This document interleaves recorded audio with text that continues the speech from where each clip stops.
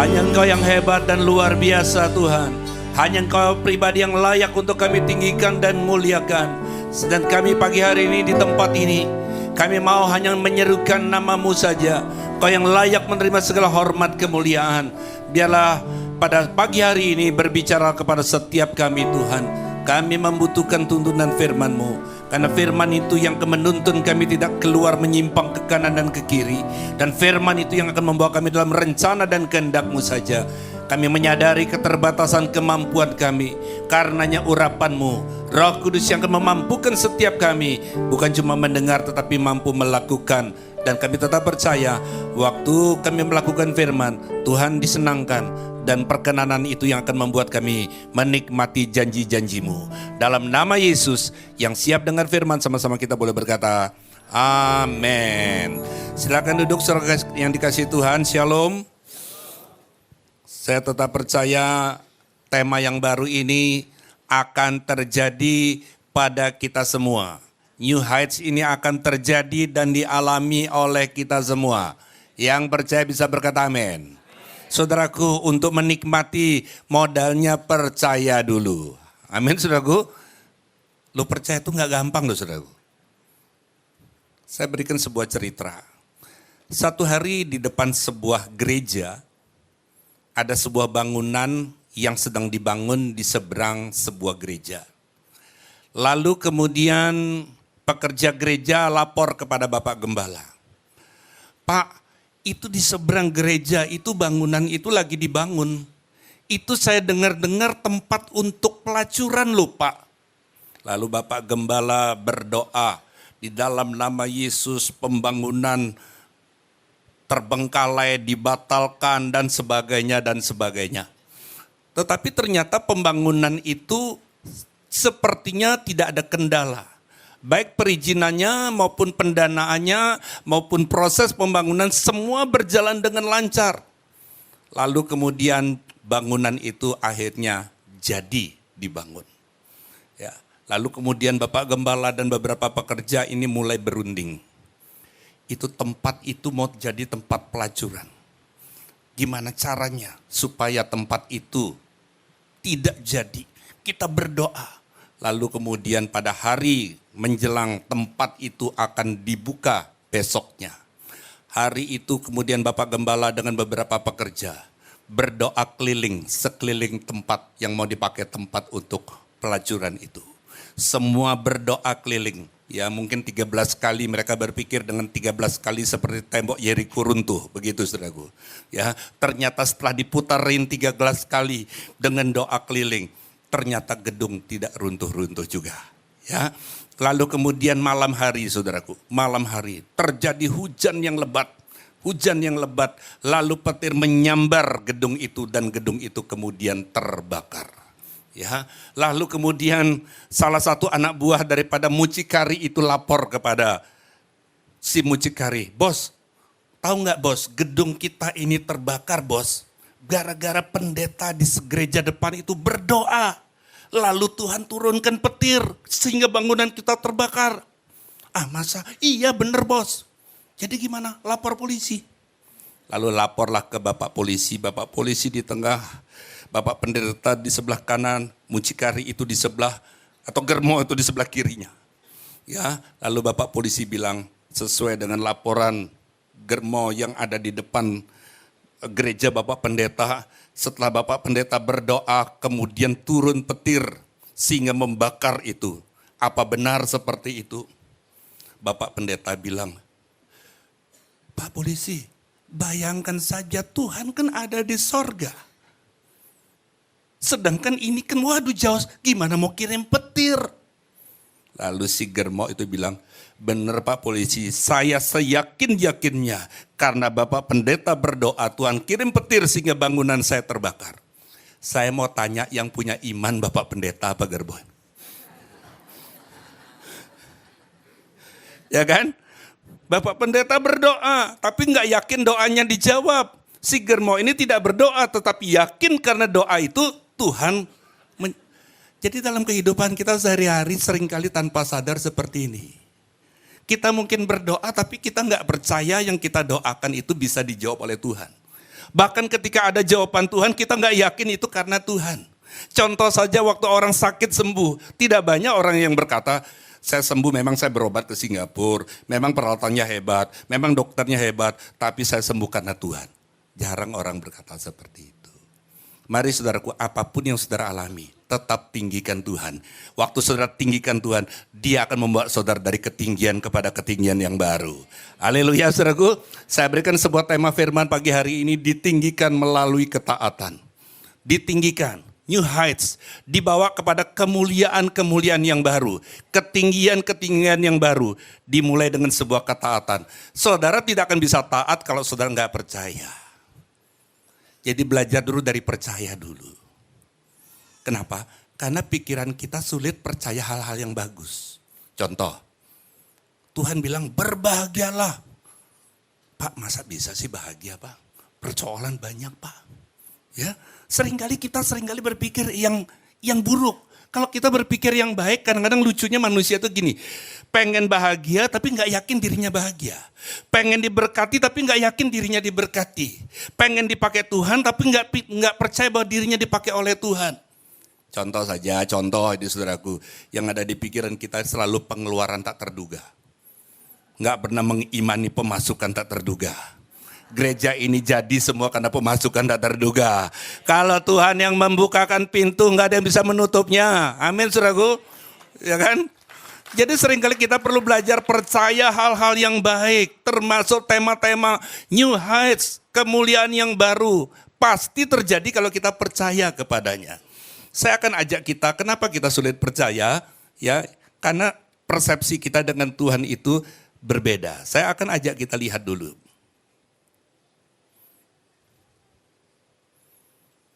Ya, Yohanes 4 ayat 31 sampai 35. Sementara itu murid-muridnya mengajak dia, katanya, Rabi, makanlah. Akan tetapi ia berkata kepada mereka, padaku ada makanan yang tidak kamu kenal. Maka murid-murid itu berkata seorang kepada yang lain, adakah orang yang telah membawa sesuatu kepadanya untuk dimakan? Kata Yesus kepada mereka, makananku ialah melakukan kehendak Dia yang mengutus aku dan menyelesaikan pekerjaannya. Bukankah kamu mengatakan 4 bulan lagi tibalah musim menuai? Tetapi aku berkata kepadamu, lihatlah sekelilingmu dan pandanglah ladang-ladang yang sudah menguning dan matang untuk dituai. 5 ayat ini, saudara yang kasih Tuhan, adalah sebuah obrolan yang biasa saja dari Tuhan Yesus kepada murid-muridnya. Tapi terlihat di sini beda cara memandangnya.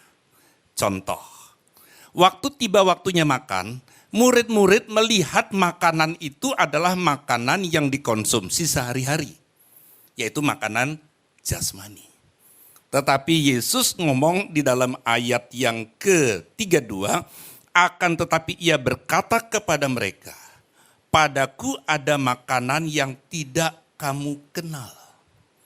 Ya, itu kadang-kadang membuat murid-murid menjadi bingung. Makanan mana? Kita kan sudah siapkan makanan, kita kan tahu ini waktunya makan. Kenapa guru, yaitu Yesus, bilang bahwa ada makanan pada dirinya yang tidak dikenal oleh murid-muridnya? Nah, kalau saudara melihat ini ternyata ada perbedaan cara memandang. Kalau Yesus melihat makanan itulah makanan hal-hal yang rohani, tapi murid-murid melihat dari hal-hal yang jasmani. Ayat yang ke-35, ini hal yang kedua, perbedaan yang kedua. Bukankah kamu mengatakan 4 bulan lagi tibalah musim menuai? Kenapa saudaraku murid-murid melihat 4 bulan lagi musim menuai? Karena dilihat dengan pandangan mata jasmani, ladang itu belum saatnya untuk dituai. Mungkin warnanya masih hijau, bulir-bulirnya belum mulai muncul.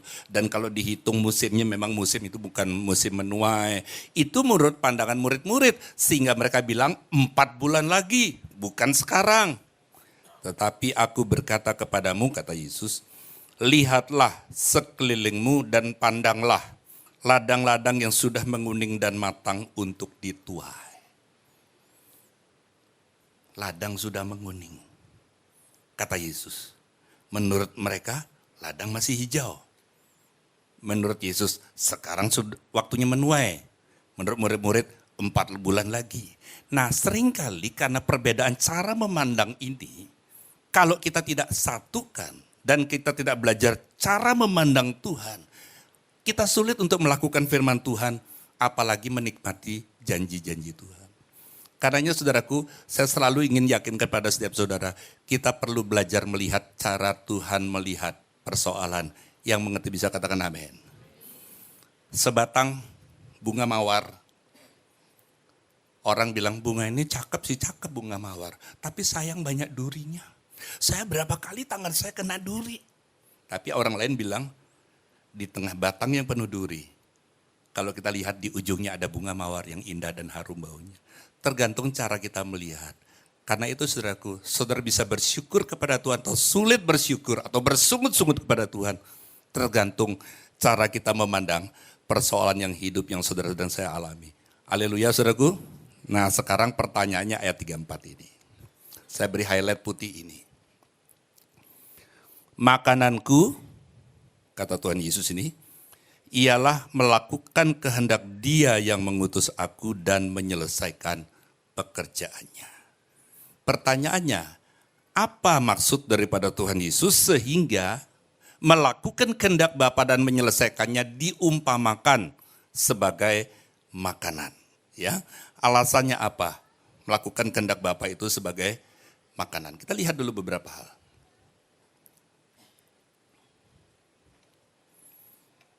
Ya, saya berikan sebuah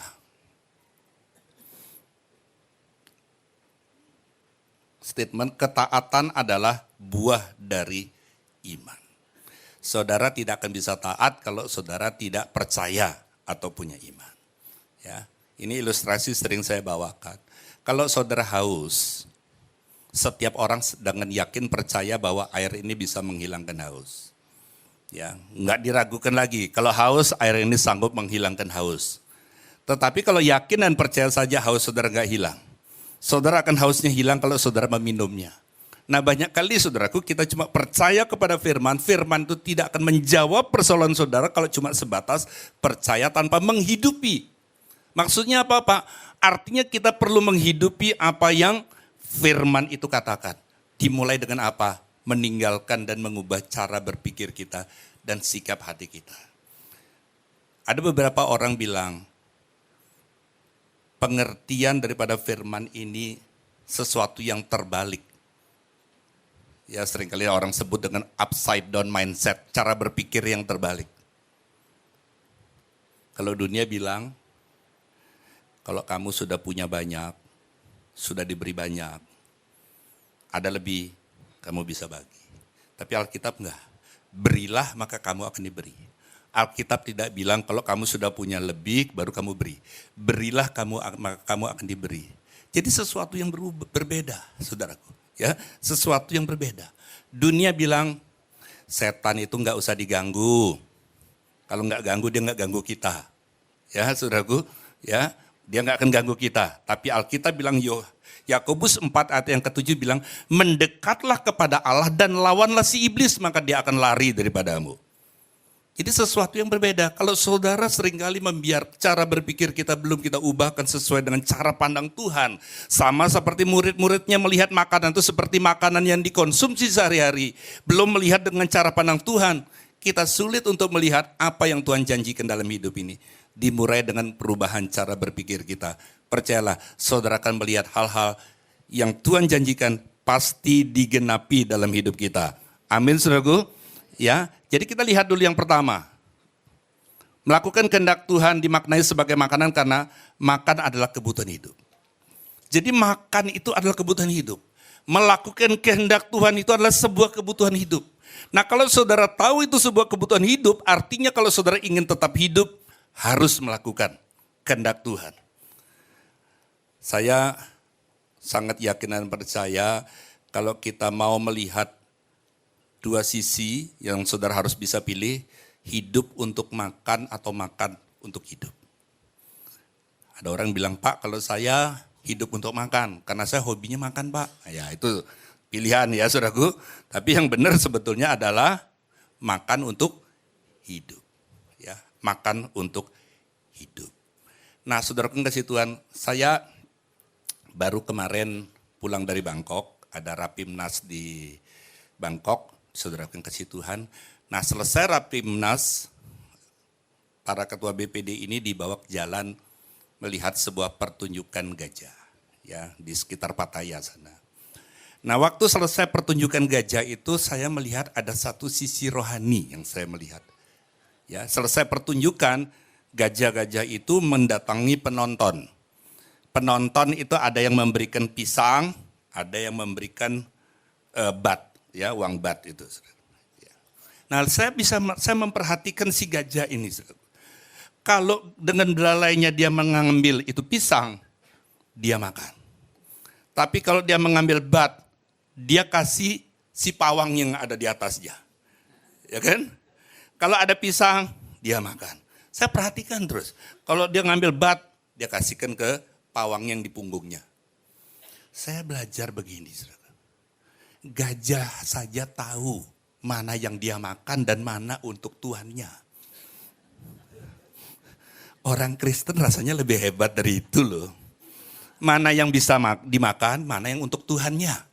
Tapi seringkali kenapa saya mulai membayangkan kenapa gajah itu taat. Kalau dia tahu kalau uang itu yang dia makan, dia bukan sehat, dia malah sakit. Karena itu bukan buat dirinya, buat tuannya.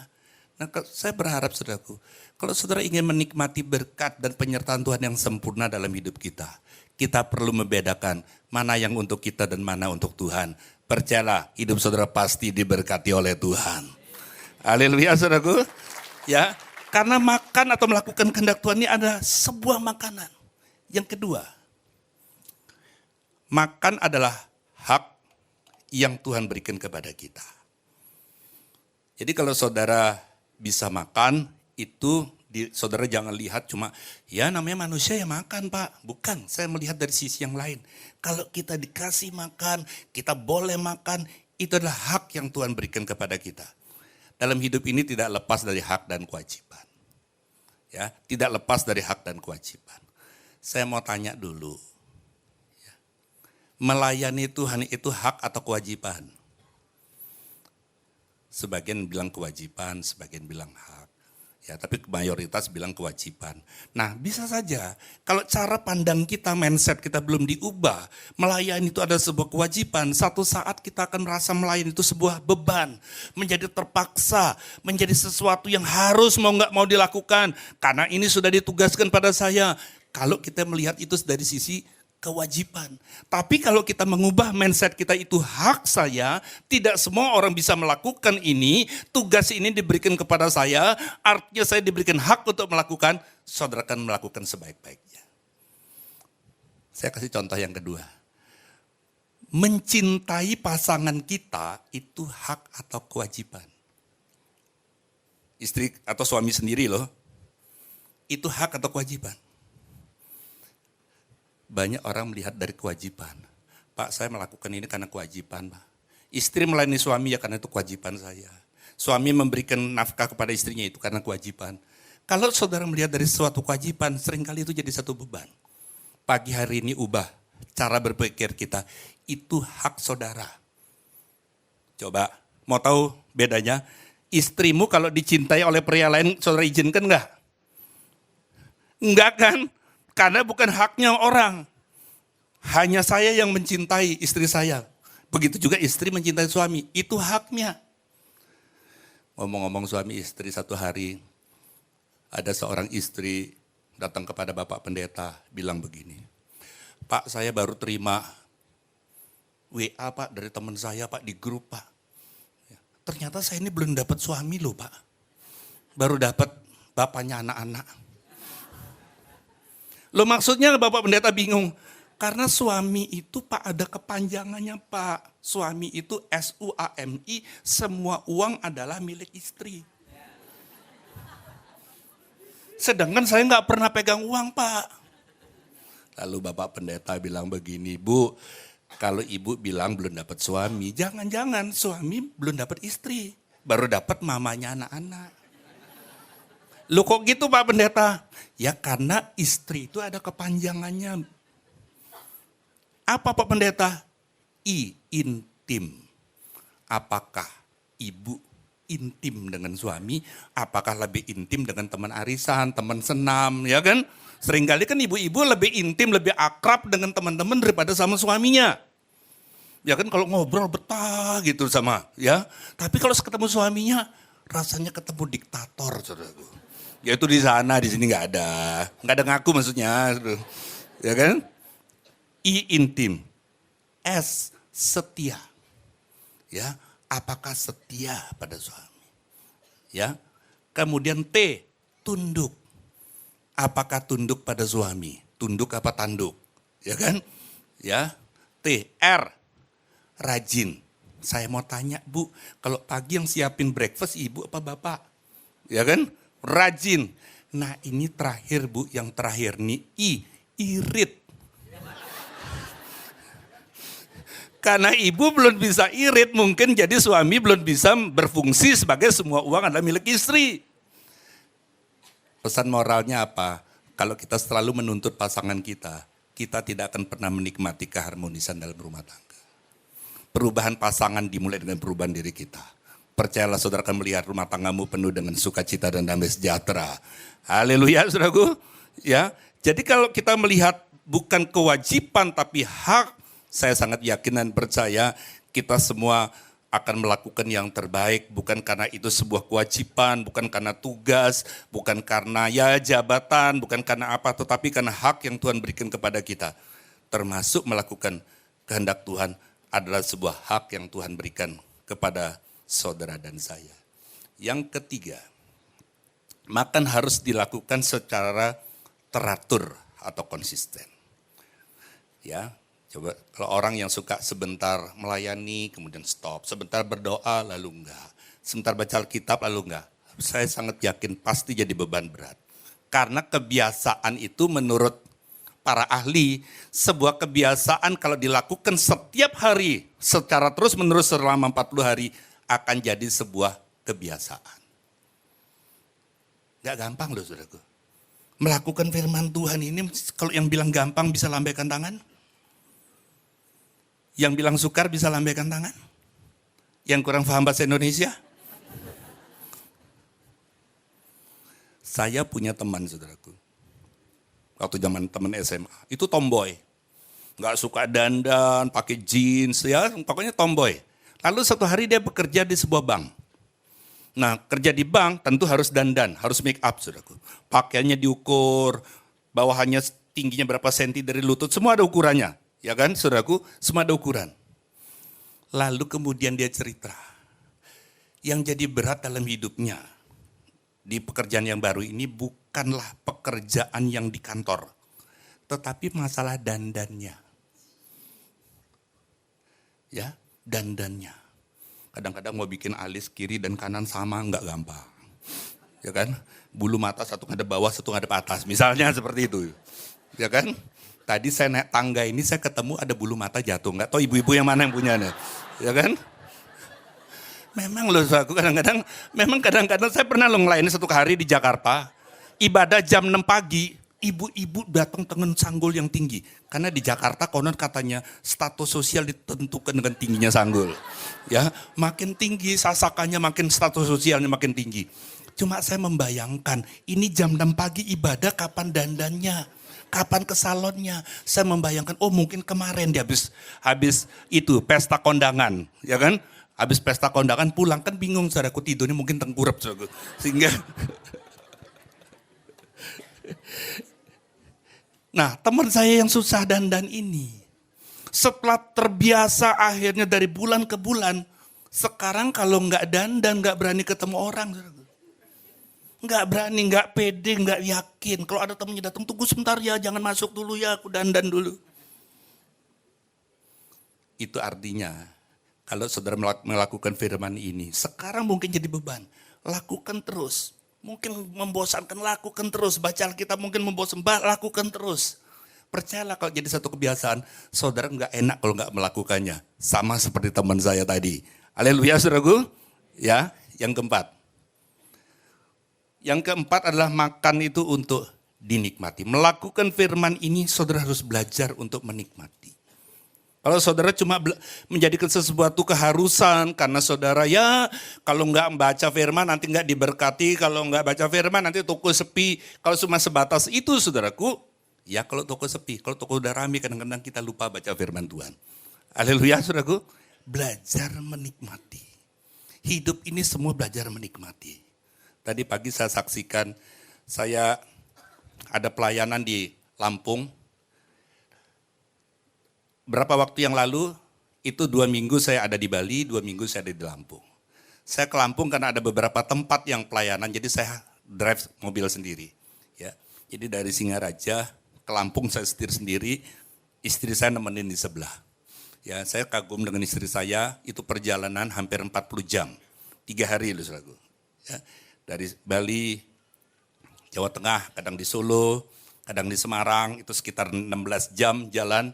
Kemudian sampai di Cirebon, ya nginep di Cirebon, sampai di Cirebon, nggak masuk Jakarta lewat tol Merak, nyebrang Bakahuni, terus sampai ke Lampung. Jemaat saya bilang, Pak, saya membayangkan aja belum jalan Pak, baru membayangkan udah capek Pak.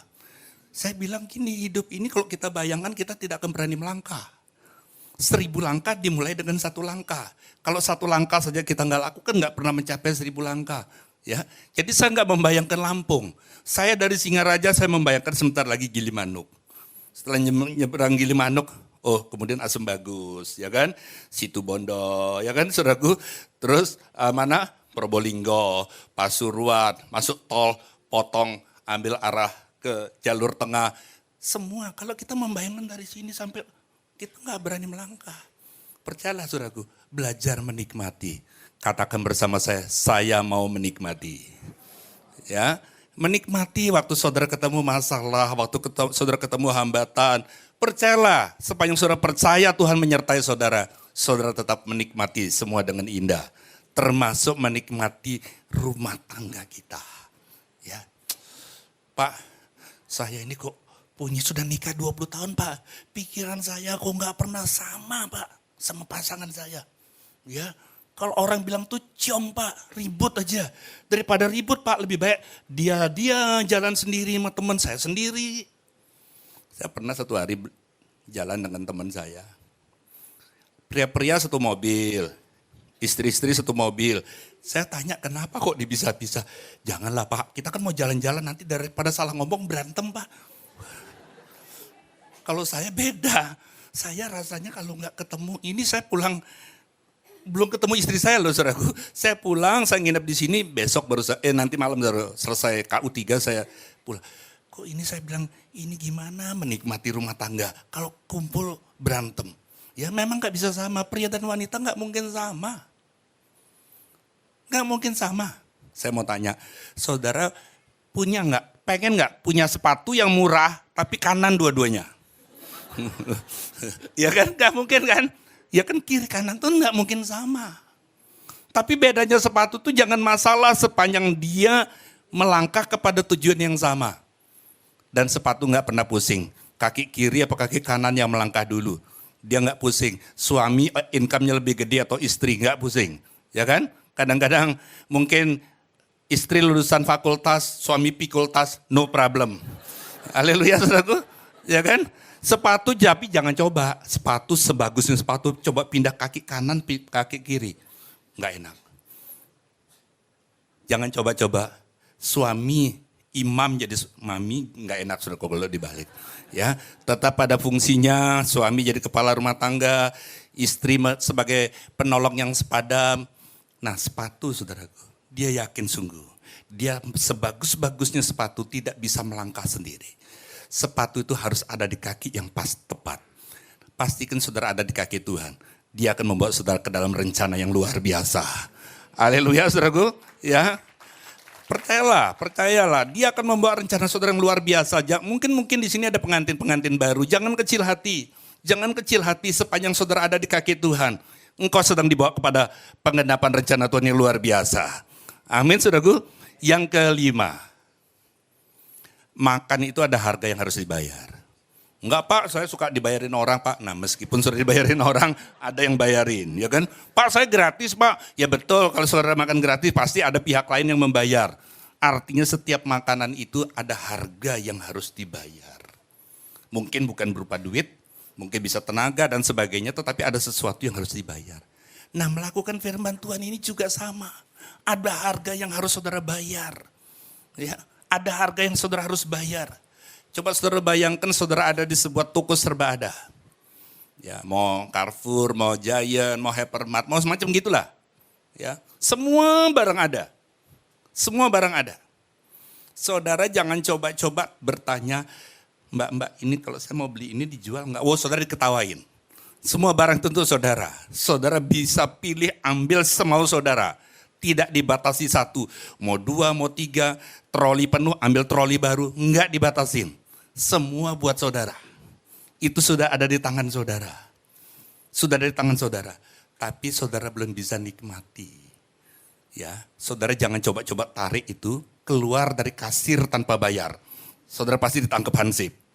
Tangkap satpam saudaraku. Ya, pasti ditangkap satpam. Artinya apa? Berkat itu Tuhan berikan kepada saudara lebih daripada toko itu jual. Di sana tidak ada damai sejahtera dijual. Tidak ada sukacita dijual. Itu diberikan pada saudara. Masalahnya berani nggak kita bayar? Bayar dengan apa? Bayar mungkin dengan harga diri, dengan gengsi, dengan nama, dengan banyak hal. Karena seringkali waktu kita melakukan firman Tuhan, saudara bisa diketawain. Wah sok pendeta lu. Ya saudaraku, bisa juga ditertawain. Wah dia sekarang rajin melayani, udah bangkrut sih. Wah dia sekarang begini, sekarang. Sepanjang saudara menyenangkan Tuhan, hidupmu bukan ditentukan dari apa kata orang, tapi hidupmu ditentukan dari apa kata Tuhan. Kalau dia berkenan dalam hidupmu, dia akan perintahkan malaikat untuk memberkati engkau. Kalau Tuhan memberkati, tidak ada yang bisa menutup pintunya. Amin saudaraku. Tapi seringkali kan kita nggak enak nanti orang ngomong apa. Jangan nanti orang ngomong apa. Saudaraku kasih Tuhan, jangan pusing orang. Yang penting saudara tidak melanggar norma-norma, tidak melanggar etika, tidak melanggar kebiasaan, tetap lakukan. Yang mau bisa katakan amin? Ya, contoh sederhana. Kadang-kadang saya lihat suami-suami itu suka malu tuntun istrinya. Ini nuntun istri sendiri kok malu saudaraku. Nggak enak kayak ABG aja. Loh gimana kalau dituntut orang? Ya kan? Lebih bahaya lagi kan? Ya kan? Itu contoh sederhana, simpel saja ya. Memuji pasangan. Seringkali kan kita cuma menyalahkan, gak pernah memuji. Kalau makanan kasinan kita ngatain, kalau makanan enak kita gak pernah puji. Mah, ini yang masak kamu ya? Wah, hauce. Nah, puji saudara gue ngasih Tuhan. Kalau berpenampilan, misalnya jelek, kamu norak. Tapi kalau dia keren, cakep. Puji dong saudaraku. Itu hal-hal sederhana, saya sangat yakin dan percaya waktu kita melakukan bagian kita, Tuhan akan memberikan yang terbaik dalam kehidupan kita. Amin saudaraku. Ya, ada harga yang harus dibayar. Saya mungkin pernah saksi di sini saudaraku yang kasih Tuhan. Pada awal saya bertobat, saya diusir oleh papi saya. Saya harus tinggalkan rumah, saya ngontrak di sebuah tempat, sementara saya melayani. Nah rumah saya itu setiap sore waktu pendeta termasuk Arifin kalau datang, hamba-hamba Tuhan kalau datang, ya di rumah saya yang kontrakan itu, ya mereka mandi, makan, saya antar ke gereja, ya cuma seperti itulah awal pelayanan saya. Ya papi saya menolak saya, tapi 11 tahun kemudian papi saya itu datang pada saya minta dibaptis. Saudaraku, saya yang baptis papi saya. Sekarang sudah bersama dengan Tuhan di sorga. Tapi saya tetap percaya satu kabar baik. Kalau mungkin orang menolak saudara. Orang mengusir saudara. Orang enggak mau anggap saudara. Dia tidak mengharapkan kehadiranmu. Tetaplah lakukan kebenaran firman. Karena akan tiba saatnya. Orang yang menolak saudara akan datang pada saudara. Amin saudaraku. Karena kebenaran itu tidak perlu dibela, dia sanggup. Contoh sederhana. Kalau ada yang melecehkan Tuhan Yesus, jangan coba-coba jadi pembela. Wah Tuhan Yesus kok dilecehkan. Jangan, Karena juru selamat itu Tuhan sendiri. Tuhan itu nggak perlu dibela. Yang saudara perlu lakukan adalah lakukanlah firman sehingga hidupmu tidak mempermalukan Tuhan, tapi mempermuliakan Tuhan. Yang setuju bisa katakan amin. Jangan karena kita mau bela lalu kita bikin malu-malu Tuhan. Oh ini katanya orang Kristen kok kayak gini perbuatannya. Lakukanlah sesuai firman Tuhan. Hidupmu tetap mengasihi, tetap hidup dalam kebenaran. Nah sehingga orang bisa melihat bahwa Tuhan saudara adalah Allah yang besar, yang tidak perlu dibela. Justru kita yang butuh pembelaannya. Untuk apa? Untuk bisa melakukan kehendaknya. Yang mengerti bisa katakan amin. Haleluya saudaraku. Jadi di tengah segala keadaan hari-hari ini, tetaplah hidup dalam kebenaran. Karena Alkitab bilang, hari-hari terakhir Tuhan akan membuat pemisahan kambing dan domba. Ya, ilalang dan gandum. Pastikan hanya gandum yang masuk dalam lumbung Tuhan. Ilalang akan dibakar. Kalau saudara dan saya gandum, percayalah, mungkin kau hari-hari ini sedang mengalami keadaan yang tidak enak, tetapi pastikan hidupmu sedang dibawa dari satu ketinggian kepada ketinggian yang baru. Dari kemuliaan yang satu kepada kemuliaan yang baru, Tuhan memberkati.